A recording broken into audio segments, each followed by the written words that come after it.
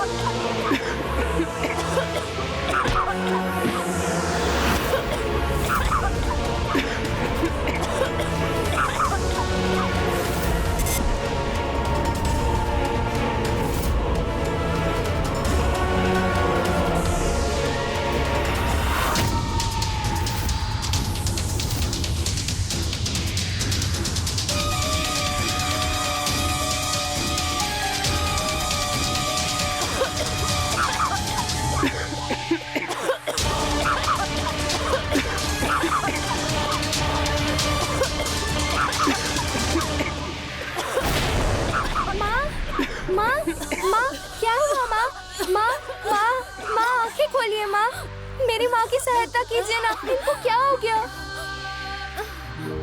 कोई तो मेरी सहायता कीजिए, मेरी माँ की। माँ उठिए ना माँ, क्या हुआ आपको? आंखें खोलिए माँ, माँ। प्रभु, यदि ये विसूचिका यहाँ इसी प्रकार फैलती रही तो बिना किसी युद्ध के, बिना किसी दिव्य अस्त्र के प्रभाव के, बिना किसी प्रलयंकारी दुर्घटना के संपूर्ण संसार ही नष्ट हो जाएगा। प्रभु, हे प्रभु गणेश जी, रक्षा कीजिए।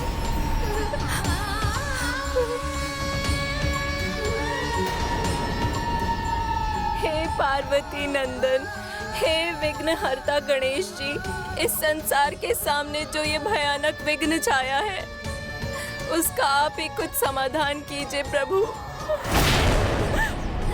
इस विघ्न को दूर कर समस्या का हल निकालिए ना प्रभु। जहाँ समस्या का जन्म होता है,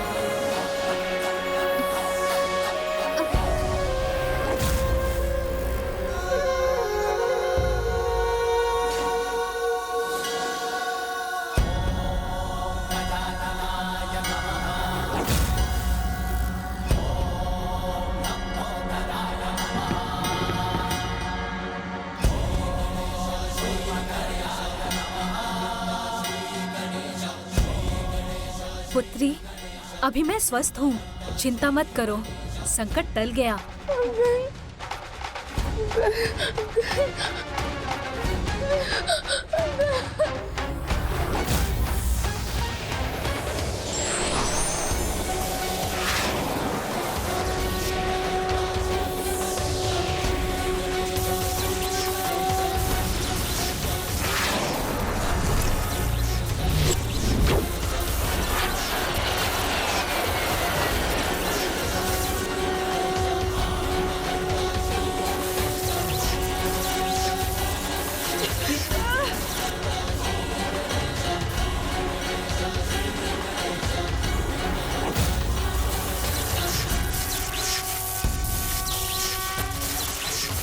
ये सूचिका का अंत क्या संभव है? विसूचिका, अब अपना अंत स्वीकार करने के लिए तैयार हो जाओ।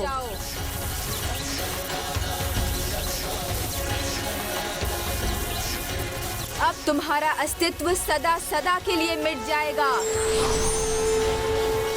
रुक जाइए विघ्नहर्ता गणेश। प्रणाम प्रभु। आप उसका अंत नहीं कर सकते विघ्नहर्ता गणेश।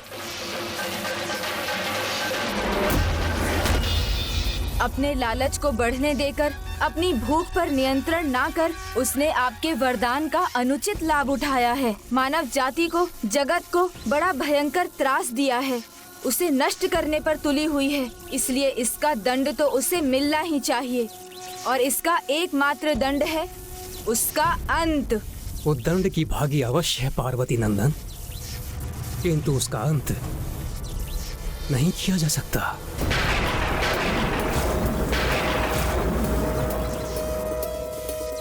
किंतु क्यों ब्रह्मदेव, क्यों नहीं किया जा सकता उसका अंत? क्योंकि विसूचिका स्वयं प्रभु नारायण की शक्ति है। प्रभु नारायण की एक शक्ति योग माया है और उनकी अन्य शक्ति योग माया के अधीन है। उनमें से एक शक्ति की ही स्वरूप है करकटी, यानी विसूचिका। फिर अच्छा हो या बुरा, जब तक प्रभु नारायण की कृपा से ये माया स्वरूप संसार रहेगा, तब तक विसूचिका भी रहेगी।